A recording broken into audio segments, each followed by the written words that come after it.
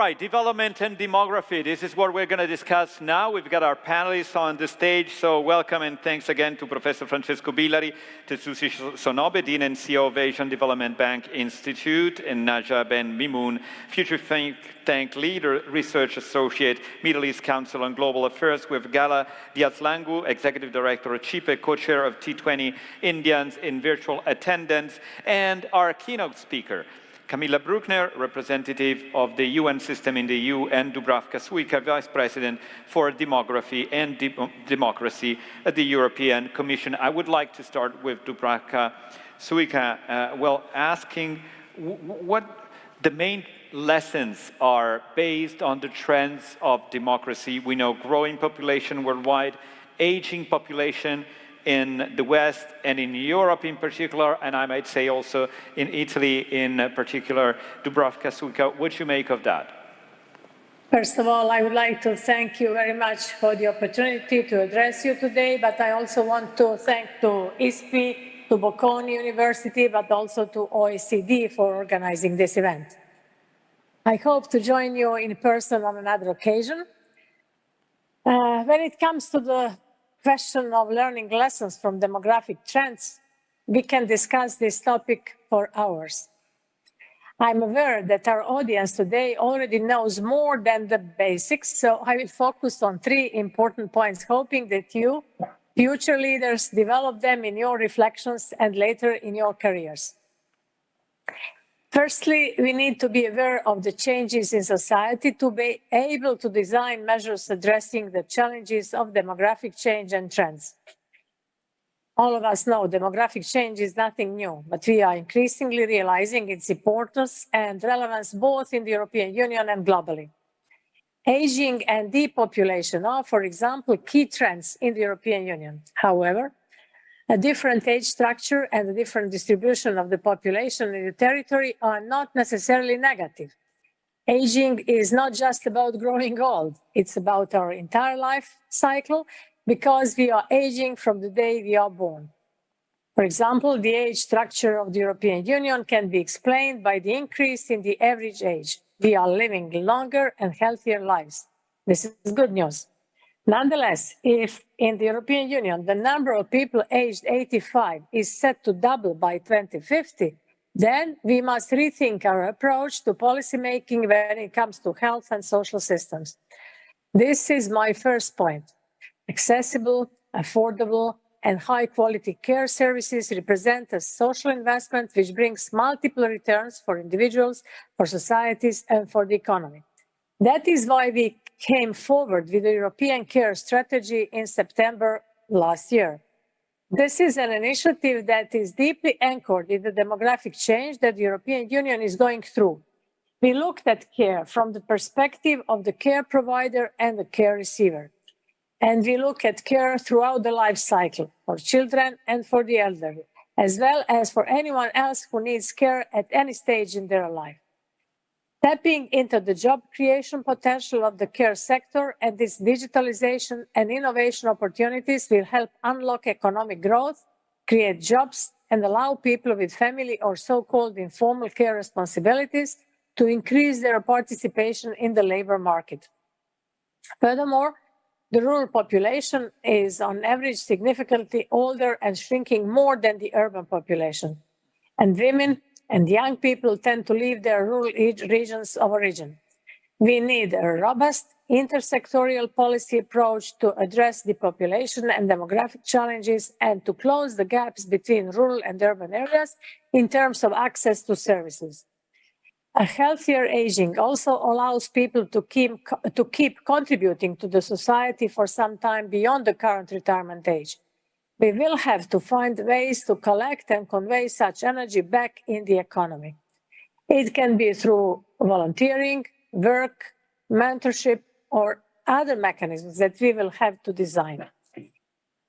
My second point starts from the observation that today there are 6 million open jobs vacancies across the Union. Increasing participation to the labor market and facilitating mobility within the European Union will be crucial. However, it will not be sufficient to mitigate demographic challenges, structural labor shortages, or to help the transition to green and digital economies. Legal migration needs to be part of the solution. During the COVID-19 pandemic, we became more aware that as many as 13% of key workers performing essential functions, from doctors to nurses and drivers, are migrants. This requires viable legal migration strategies to attract the talent needed. To sustain economic growth, open trade is therefore more important than ever, as it enables access to other markets, creates new revenue resources, and reduces the burden on domestic demand.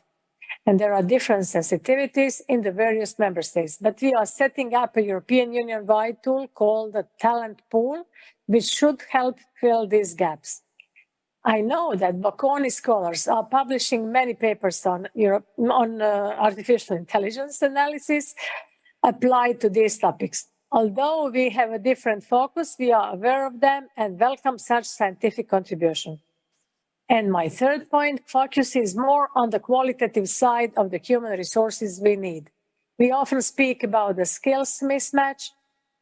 For example, as we advance towards digitalized services, we need more IT professionals and fewer office workers.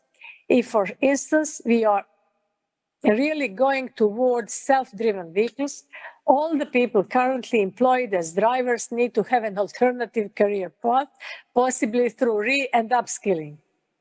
And as I said, I could discuss this topic for much longer, but I understand you have another question for me.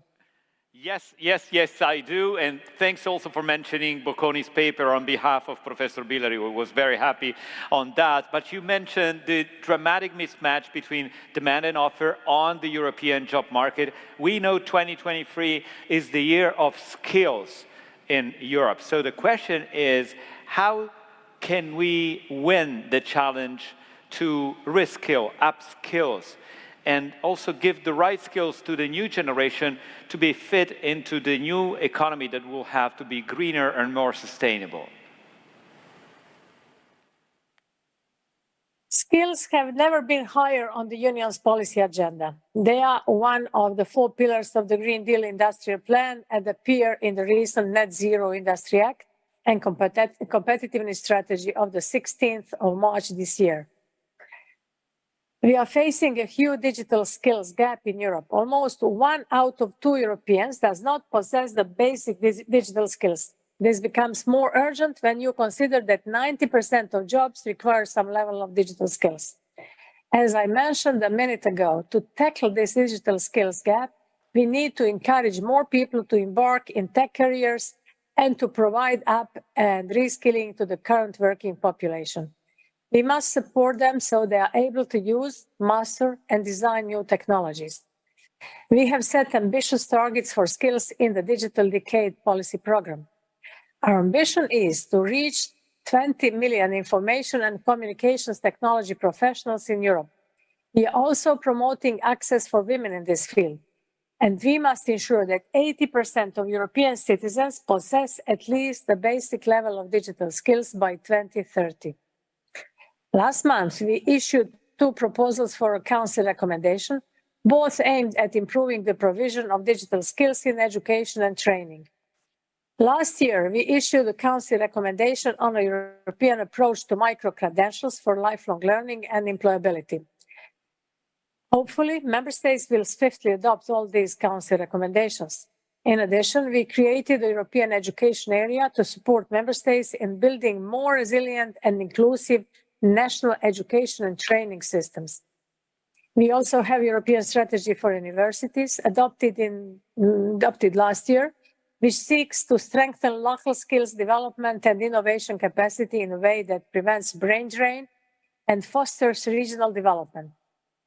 Bocconi participates in the flagship European Universities initiative that emphasizes both excellence and inclusion in close cooperation with the local work environment and communities. A rich education can also help to address territorial imbalances. Territorial demographic differences can be shaped by shifting residential preferences. They can also be shaped by the internal movements of the youth. Recognizing the importance of these issues In January this year, the Commission adopted the communication on harnessing talent in Europe's regions, which focuses on the challenges brought about by the demographic transition. Our communication identifies 82 regions in 16 member states, accounting for almost 30% of the entire European Union population, which we can support.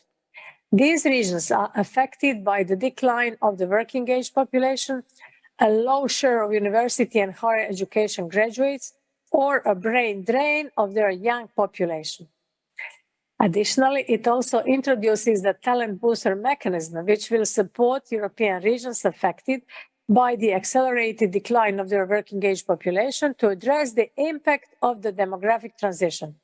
It will provide targeted assistance and knowledge to regions caught in a talent development trap, supporting them in developing and successfully implementing tailored strategies.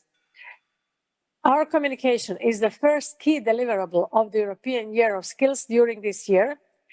We will focus on the need of reskilling and upskilling to mitigate brain drain, skills mismatches, and labor shortages. And these are just a few of the key policy issues we are delivering to support our member states and their regions. We also must support them as they face the challenge of reskilling and upskilling. It is our duty to ensure that our workforce, and youth in particular, is fit for a green and digital future. Thank you so much, Dubravka Suka, for bringing the European Commission perspective in this forum. But let me introduce the second keynote speaker, Camilla Bruckner. Good afternoon and welcome to our forum, Camilla Bruckner. Yeah, we don't hear you, so I don't know if you're on mute or what, but let's try to fix it. In any case, let me go with the question, because you've been seeing, the European development policies in action in recent years, but we know that the war has been a disruption from many points of view. Do you think that these development policies are changing, and what's your idea of that? Can you hear me now? Yes, perfectly, oh, yeah. Yes. I can hear you, can hear me. So thank you, first of all, for inviting me for this very prestigious event, and an honor to be among so many distinguished speakers. Yes, I think there has been a change, but also an acceleration of pre-existing policies such as the Team Europe. But let me just start somewhere else. The Russian invasion of Ukraine, as you mentioned, has had a stark effect on food, energy, and finance worldwide. It has catalyzed the most severe global cost of living crisis in a generation, and affecting the lives and livelihoods of an estimated 1.6 billion people. It has also pushed more than 71 million people into poverty at a faster rate than we saw during the COVID-19 pandemic. Development and humanitarian policy have been called to mitigate this global impact, and the EU has been at the forefront of this work, and often in close partnership with the UN and its agencies. So a very strong partner for addressing these issues. For example, the European Commission and its member state, as Team Europe, pledged over 1 billion euros to address the food crisis in the Sahel, and 633 million euros for the Horn of Africa, just on those two alone. At a more political level, EU leaders have been vocal supporters of the efforts of the UN Secretary General to agree on the Black Sea grain initiative that has effectively mitigated global food prices. EU institutions have also committed to remaining engaged in pre-existing crises in Africa, Middle East, Asia, Pacific, and elsewhere. But as the war continues to rage, requiring large finances from the EU and its member states, ODA, we fear, is likely to be affected in the long term. So the mobilization of investment capital foreseen through the EU Global Gateway and Team Europe initiatives presents an important opportunity to scale up resources to put the SDGs, the Sustainable Development Goals, back on track. But we need to make sure that this work goes beyond connectivity and infrastructure in middle-income countries, and also advances the whole socioeconomic and environmental dimension of the SDGs, leaving no one behind, and particularly aimed at the most vulnerable. Developing and fragile countries have been hit the hardest, as we know, by recent crises, including the global consequences of the war, climate disasters before and now, COVID pandemic, local conflicts, and other structural insecurities. So putting the SDGs back at the center would help secure engagement and support from EU's partners in the South, and to rebuild the trust with the global North. As a strategic partner of the EU, and given the UN's knowledge, authority, our local presence, and the confidence we often enjoy with governments due to our impartiality, we think we have much to offer in this process of modernization of development cooperation to mobilize the larger public and private finance for the SDGs. So this is, yes, changes, but also a solid cooperation. Let me ask you a quick one on SDGs, which are also your physical backdrop today, because you said, put them again at the center of policies, also in Europe, because basically our sensation is that we're not on track to meet these goals by 2030. So what could be done, and by whom, to put them back at the center of politics and strategy? So we are, as you know, at the midway point of the 2030 agenda. And without a surge in commitment, solidarity, and transformative action, we will indeed miss the SDGs and their promise to end poverty, reduce inequality, and protect the environment. But I must underline that this does not make them any less relevant. On the contrary, the multiple crises of the last 3 years have indicated and inflicted a major blow to the SDGs implementation efforts, as we've seen. Millions have been pushed back into poverty, inequalities have risen, the rights of women and girls have been under siege, and the urgent and existential business of averting climate catastrophe has been undermined. So many critical policy changes, innovations, transitions, and investments have not been advanced at the speed or scale required. But we know it's possible. We have never had access to so much knowledge, technology, and resources. The SDG Summit in September 2023, in fact, in a few months, provides a unique opportunity to reignite the momentum. The UN Secretary General has called on member states and all key stakeholders to support a rescue plan for people, planet, with clear deliverables on 3 fronts. And let me mention these 3. First, a decisive action to better support developing countries by massively scaling up finance to at least 500 billion per year through long-term lending at lower interest rates, debt relief, and the creation of a robust and effective sovereign debt resolution mechanism, and expanding contingency finance to countries in need and driving both public and private investments towards the SDGs. Second, national commitments to the SDG transformation to be presented at the summit. This could include clear benchmarks to reduce domestic poverty and inequality levels by 2027 and 2030, and in tandem with the national determined climate contributions under the COP. And thirdly, we need to see a full participation of a wide range of stakeholders with the engagement of civil society, youth, private sector, and other actors the summit will gather and in the preparation up to, and the commitments on the follow-up.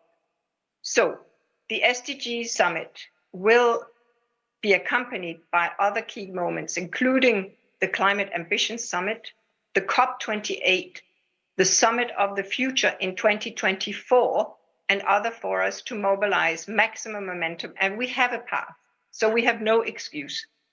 And this can now become a moment of our world to pivot from fear to hope, and from deepening the pessimism to accelerated action. So this is really the moment we have to change course.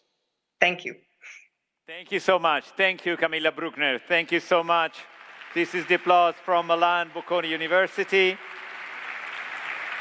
And we discussed European policies, skills, we discussed development and SDGs policies. Now let's talk demography, Professor Billari. I know it sounds frustrating because you might talk hours on that, days on that, but I have to ask you to wrap up in a few minutes. What are the main challenges that the world is facing in terms of demographic trends?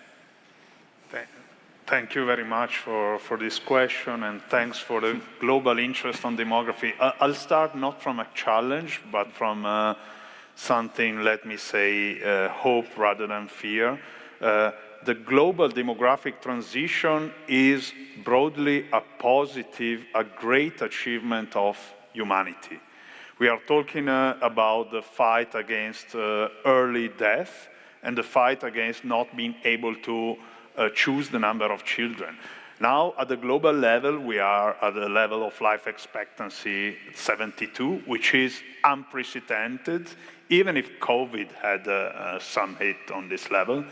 And we have a number of children, which is on average 2.3 per couple. And again, this is an unprecedented outcome at the global level. So I have to say, when we talk about demography at the global level, we have to talk about a general positive achievement where humanity has managed to improve our lives. However, and it keeps improving. And it keeps improving. It keeps improving. However, there are challenges. You asked me about challenges. Of course, I could name many, but let me mention two challenges. The first challenge has already been mentioned by at least the second keynote speaker, Mrs. Bruckner, and it has to do with SDGs. And it's about the speed of the demographic transition. Of course, globally, life expectancy is 72, but we still have many countries, many regions lagging behind in terms of infant mortality, maternal mortality, poverty.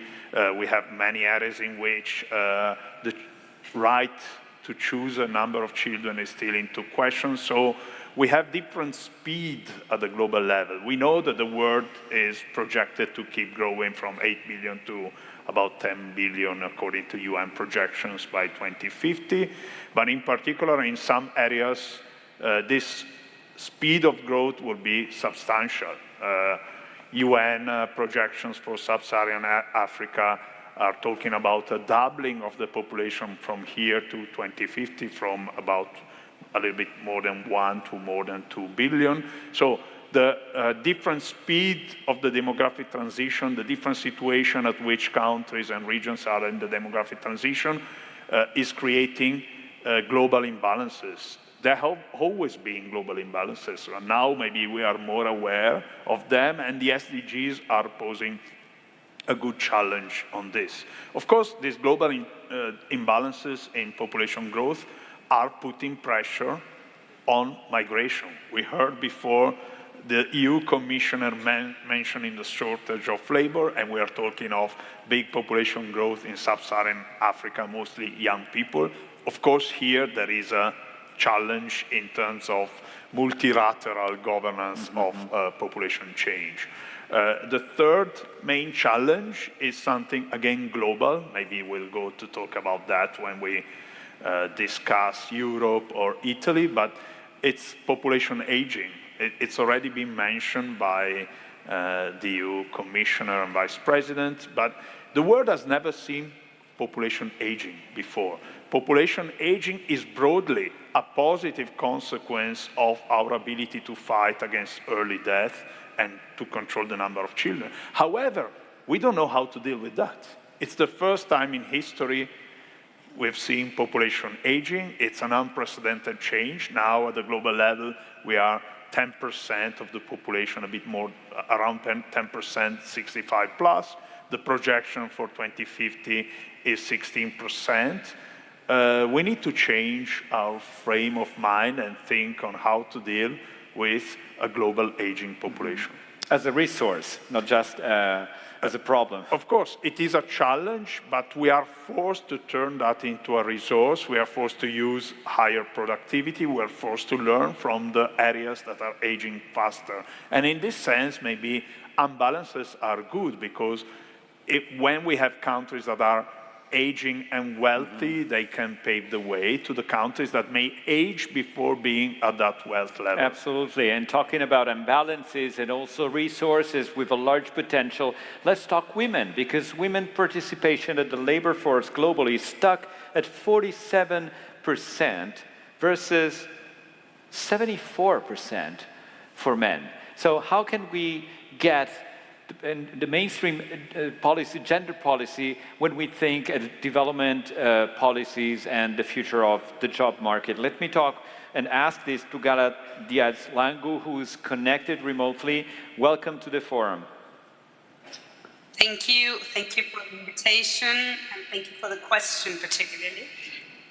Well, regarding the challenges of the aging population in general, it is very important to notice that there is absolutely no trade-off to closing gender gaps and to building the better conditions we can for the end of the demographic dividend, what is known as the aging of population, where we will have ultimately more people dependent of the income that active people create than active people in the labor market. How come? Demographic is obviously key to economic development, social welfare, etc. We've heard quite a bit on this already. And it has three main causes. Obviously, a greater longevity. We live longer as people. There is a fall in fecundity. We have fewer children. And there is also a third factor that tends to be a bit invisible, that not all the people who are in between the two brackets, the elderly and the children, that are possibly active people in the labor market, are really so, because there are many people who are out of the labor market, mostly women. This rate of participation and the gender gap in the participation rate worldwide is a key indicator of that. So if we close the gender gaps, and I will go there in a minute on how to do so, we will also be facing one of the main causes of population aging, and one of the worst conditions we have today worldwide to face this trend that will unlikely go away. There are many things that we can do, and mostly they are related to two key issues. The first one is, how do we create the conditions for all the families, and when I say families, I say mostly women, who want to have more children, to be able to do so. In most of the development world, at least, there is a high concentration of poverty in households with children. This is the opposite of what we should do. We should creating the best conditions for people to have children. We are now creating sort of a tax for childbearing and child welcoming to this world. If we work on conditions to improve whatever resources families have to have those children, we might be able to at least delay a bit this process. Secondly, what happens when the children are already here? This is the main cause of women withdrawal from the labor market. Women tend to go outside of the labor market when they have to take care of their children, mostly, or other domestic responsibilities. If we have in place care policies that can help families equilibrate, balance household tasks together with labor market participation, we might be more able to increase this female participation, which should obviously go hand in hand with a greater co-responsibility between genders. This decrease in women's participation in domestic work, in care work, can only happen if we have the concrete policies in place, but also if we have a greater allotment of time from men to these tasks. So the two problems are sort of two faces of the same problem, of the same coin. Thank you for that. Thank you for that again. And Tetsushi Sonobe, but this is clearly not just a European problem. Aging is global, and many Asian countries are facing this. There are some developed countries and economies like Japan or South Korea, but also different countries that have a shrinking working force, global force, and they're concerned that before they get the same level of well-being, their workforce will strengthen. They say, for example, in China, we don't want to get old before we're going to get rich. So this is one of the, is this a fate, or is there anything that can be done? Yeah, this is a huge problem. Thank you very much for raising that issue.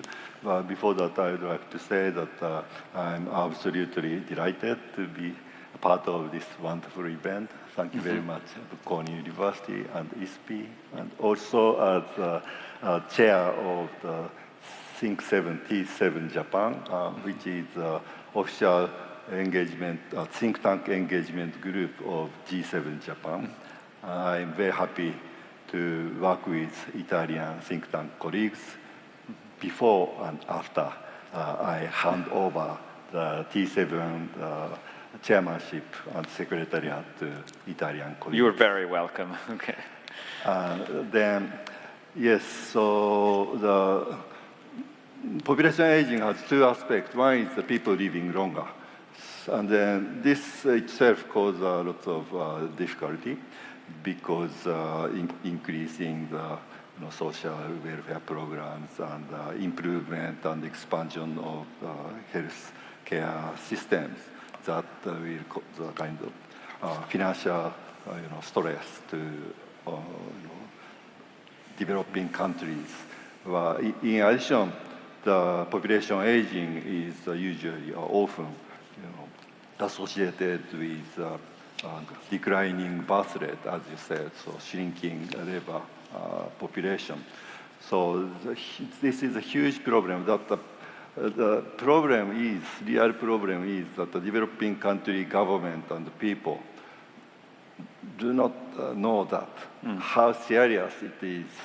They tend to think, actually maybe three important things that they don't know, but they have to pay a lot of attention to. So I hope I can cover all these three. So first is that they don't know that the mindset can change drastically. So because developing country people tend to think that population aging problem would be a problem for maybe problem in developed countries, advanced economy countries, but it will not be a problem in our society because we live together with aged parents, and it's very natural, and then we can support old parents. But maybe Italian people know, but Japanese also know that that kind of social norm changed suddenly. Yes, actually, there is some data collected by the Japanese national, very big newspaper, asked kind of opinion every year in the same format for 50 years, 60 years. And then previously, until middle of 1980s, vast majority of women and men in Japan said it's very natural, also responsibility for the young people to support elderly at home. We don't need government help.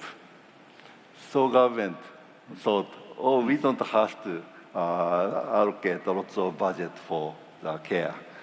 But people began thinking, although I have to say because this is social norm, but actually I don't think so. I'm not so happy to help my parents, especially my parents-in-law. Right? But still, it's social norm. So they continue to say, if they ask, I would support my parents-in-law. But some government changed the policy slightly, then people change kind of suddenly. The vast majority of the women say, we cannot support parents. So that kind of change takes place. So government and people may think in developing countries that our society is okay, but that's not true. So they should assume that people's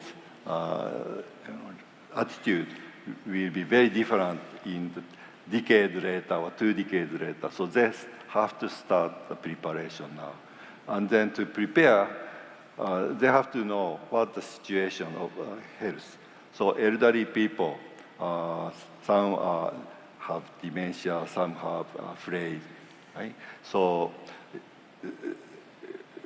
although the population aging is usually measured in terms of the percentage of population of age 65 and above, but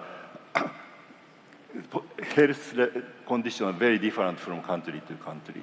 Mm-hmm. So developing countries, 65-year-old person and the Italian 65-year-old person, maybe health condition may be very, very different.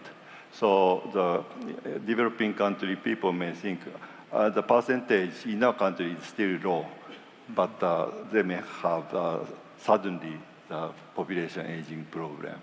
That's possibility. So they have to start. So and then that kind of measurement, so what percentage of elderly people have dementia, and then to what extent, sure. That kind of measurement is very important, but it's not really good even in Japan.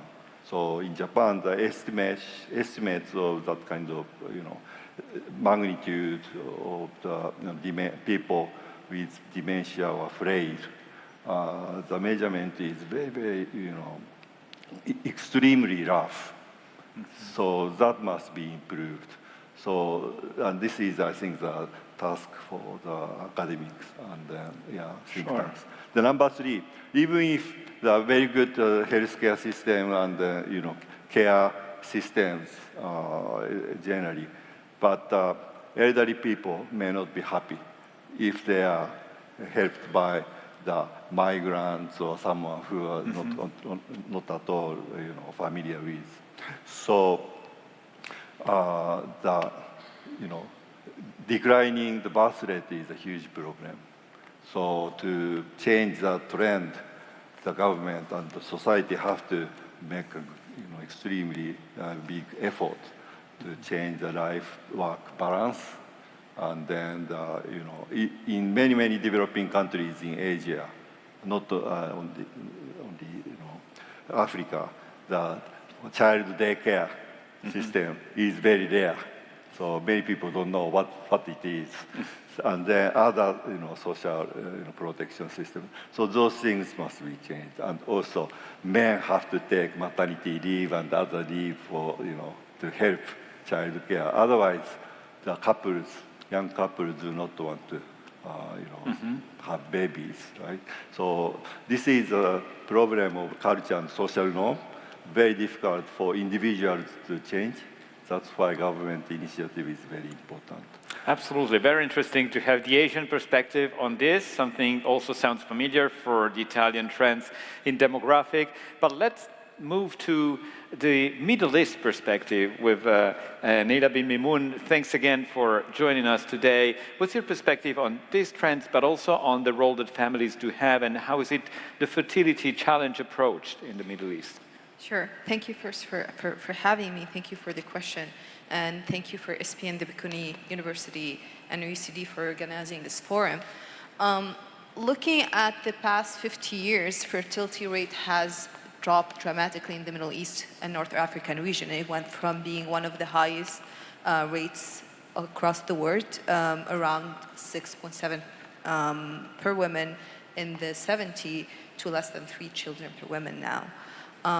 While this trend is driven in some part by the introduction of family planning programs in some of the countries as early as the 60s, such as Egypt, and then later on in other North African countries, it's not really the key factor. So most of it is a shift in attitudes of both men and women, and moving more toward what a couple of researchers called high-quality family. And so they desire less children, and they want to invest more time and money and energy into their education and bringing them in a better environment. But also, a part of it is the change or structural change in the household or the family structure of the Middle Eastern and North African families. And so it went from an extended family living together in one household to what we call a nuclear unit family, with just the parents and 2 to 3 children. So with women going more into the labor market, you lose that support system to raise your children. The grandchildren, the grandparents basically do not live at the household. So you have to use your own resources, whether financially or time-wise, to care for your children. So you tend to desire to have less children. But also another contributing factor is that more women choose to finish their education. We have more women actually graduating from universities than men across many Middle Eastern and North African countries. And the labor force participation, although stagnantly lower than men, it's rising across the region. So with women preferring to finish their education and go into the labor market, there is more and more delayed marriage than we used to see before. But also part of it is because of economic factors. So in the region we have very high youth unemployment and what we call also under-employment. And we'll talk more about it later on. When young people finish their universities but do not find fitting jobs, so they're stuck into what we call a prolonged waithood, and they don't transition right away into marriage and family formation. That's very interesting. That resounds something that happens in different areas. Now, Francesco Billari, let me ask you a question about Italy, because in Italy we do have a life expectancy around 82, if I'm right. We've got a fertility rate which is 1.24, and you know, the new government has established a secretary for fertility, but I mean, that's a show of intention, but how to go beyond that, and what kind of policies can change the situation in the middle term, at least? Yeah, the demography is usually seen as something that is inexorable and exogenous and about the long run. But we need to look both at the long run and at the short run, as you mentioned before. So demography is, I like to say, both slow and predictable and fast and malleable by policy. On the slow side, Italy has had low fertility for decades. It was the country with the lowest fertility in the world during the middle 90s. To change that, we need policies that are persistent, that look at the long run and that are stable. And this is what has happened in countries where low fertility has not appeared, like France, or in countries where there's been a reversal, like Germany. So here, I think the current policies are going towards the right direction, but there is no one single policy. There needs to be a whole system to let families choose the number of children, especially if they want, in our case, a larger number of children. The connected issue is how to deal with population aging. So Italy is, after Japan, a champion of population aging. It's not disconnected to that, but this is something we're gonna have to deal in the long run and to make sure we take the best opportunities out of this challenge. A third point on the slow side, on the long-term development, and then I'll go to the slow-term side, is differentials within Italy. We've already heard Commissioner Suiza mentioning different regions. Italy has many regions that are on the problematic side of demographic development, i.e. with both depopulation and a low share of graduates. Basically, the whole of central southern Italy is flagged as the most problematic area in Western Europe demographically. And it's been like that for decades. So we need to deal with diversity of demographic challenges within Italy, and Italy is not a single country for what concerns demographic development, also economic developments. We have both the richest regions in Western Europe and the poorest regions in Western Europe. So what to do in the short run? It's already been mentioned. We need a migration policy. Italy is a country that has to realize to be a destination country of migrants. We have to accept that and make a choice how to govern migration, also to keep Italians from going abroad. The second, how to do it in the short run, for what concerns labor shortages, we need to bring more women in the labor force. You mentioned the global level of labor force participation. Italy is 51% for women. It's the lowest in the European Union. We have to change that. It has the highest share of young people not in education, neither in education nor in employment. So this has to be the target for the short run. Migration, bringing more women, bringing young people back to the labor market. Well, Tetsushi Sonobe just introduced the fact that changing mindset is not that easy or that fast. You mentioned migration, for example.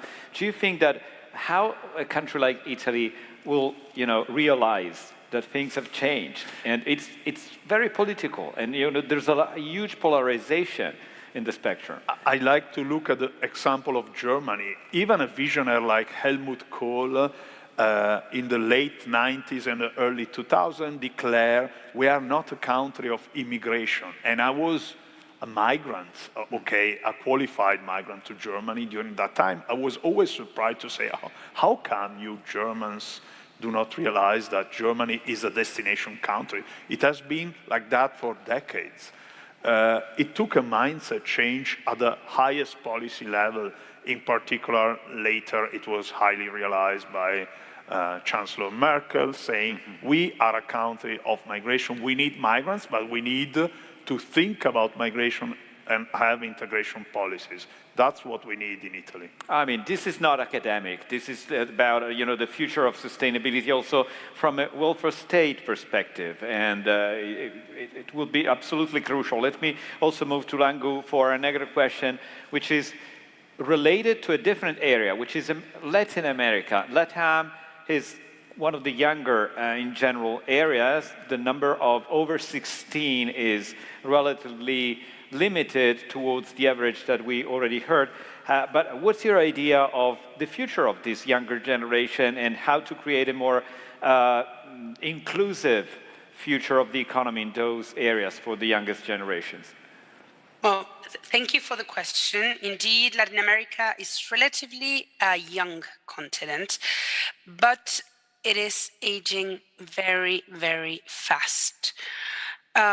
Argentina, in the last 5 years, has aged what most of European countries took 25 years to age. So our aging curve is much more steep than in other regions. However, we do still have the demographic dividend and are able to, or could be able to, take advantage of that. So how to do so? How can we take advantage of this relatively young population to be better prepared to the aging that we know will come and that we know is coming fast? Well, the policies are very much in line with what has been discussed. The G20 has already set a target of reducing the gender gap in labor force participation of 25% by 2025. This is called 25 by 25. It was set in 2014 in Brisbane. However, since then, almost 10 years have gone by, and most of the countries aren't getting close to this target. In fact, the pandemic has widened the gender gaps in labor participation, mostly. Apologies. Therefore, it is crucial to concentrate on concrete policies that can have an impact in reducing these gaps.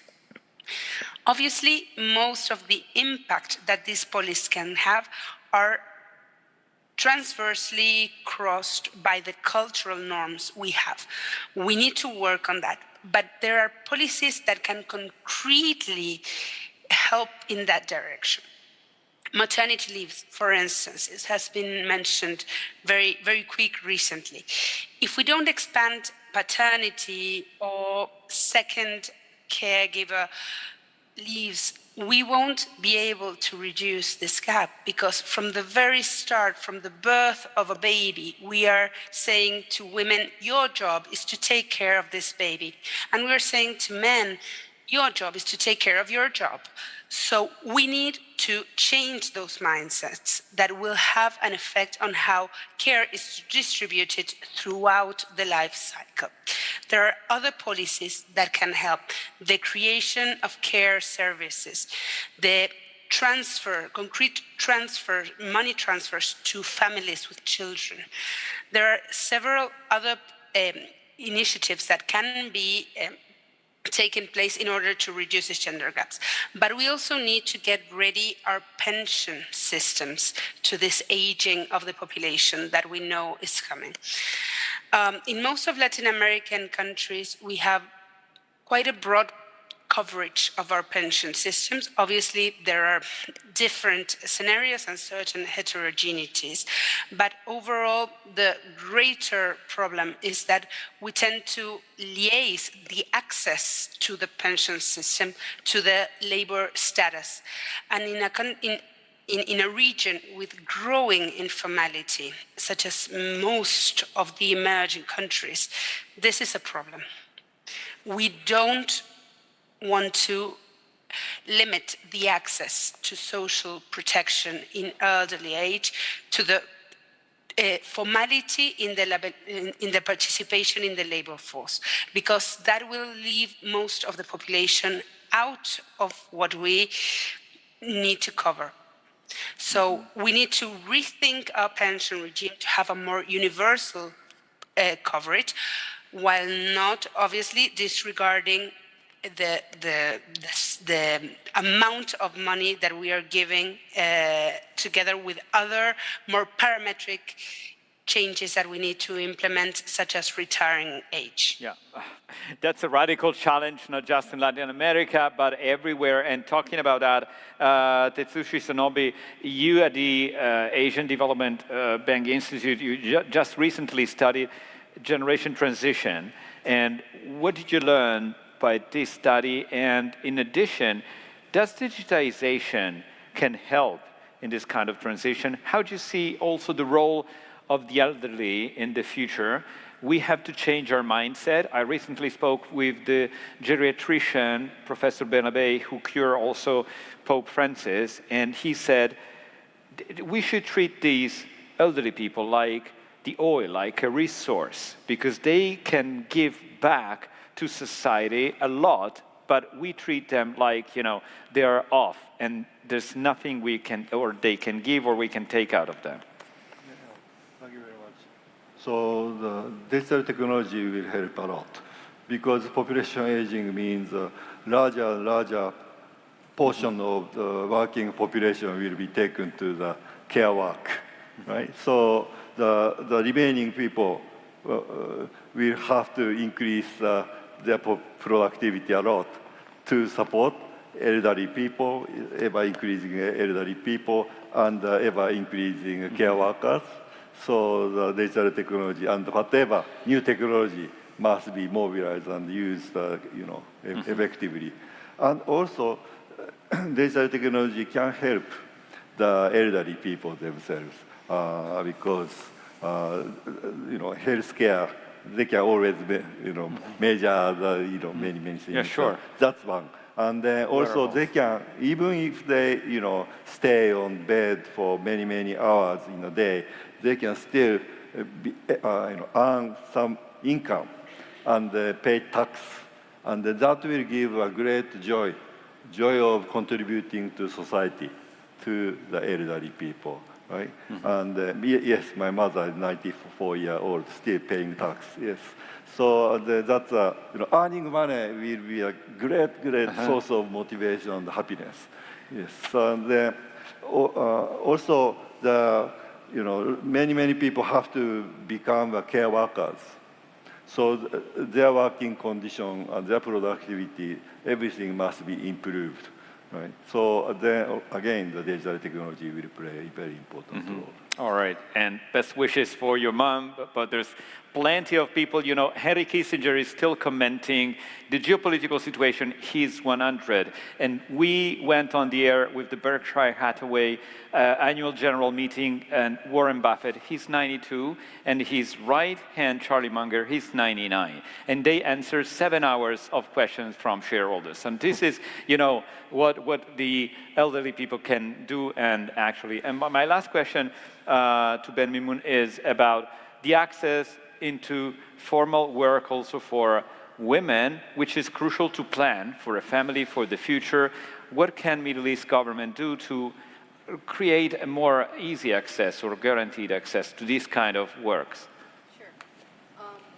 I think, as I mentioned before, we have high unemployment among youth, but especially among women. The differences between female and male unemployment rates reaches 20 percentile points for countries such as Algeria and Jordan, and as high as 30 for Palestine and Iraq. So the difference is quite drastic here, but we also have high informal unemployment as share of total employment in several countries, reaching around 50% in Egypt, Jordan, and Tunisia, and above 60% in countries such as Syria, Palestine, Iraq, and Morocco. So the key issue here toward this under-unemployment and high unemployment rates is there is a skill gap between what the universities or formal educational system are providing young graduates with and what the market is actually demanding. So it's an issue that other speakers have mentioned before. So it's not quite unique to the region. There is always this, the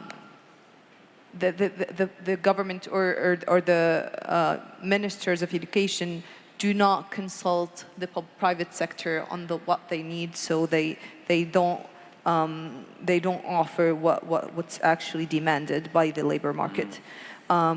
But also, as Gal has mentioned, we need to introduce more gender-friendly regulations, such as providing, actually, in a lot of the regional countries, longer maternity leave, which is quite low by any Western standard, but also flexible work. And if the COVID pandemic has showed us something, is that flexibility and remote work is possible when there is a will.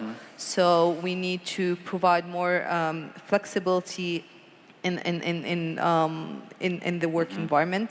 Also working on improving the business environment and encouraging entrepreneurship, because that can be a source for more jobs and for youth and women.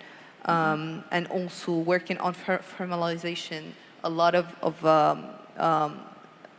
formalization efforts, and encouraging expansion of formal enterprises by providing flexible fiscal, regulatory, and legal frameworks. All right, fantastic. Many of these solutions are valuable everywhere, not just in the Middle East. So thanks again to Neyla bin Mimoun, Tetsushi Sonobe, Gala Diaz-Langu, and Francesco Billari, Professor Billari.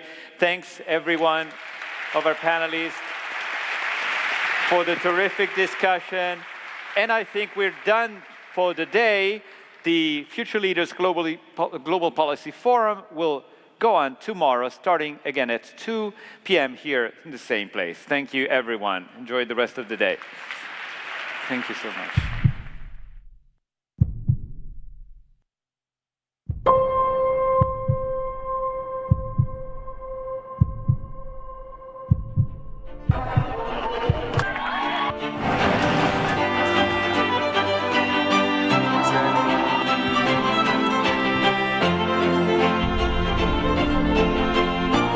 Past guests, 10 million content.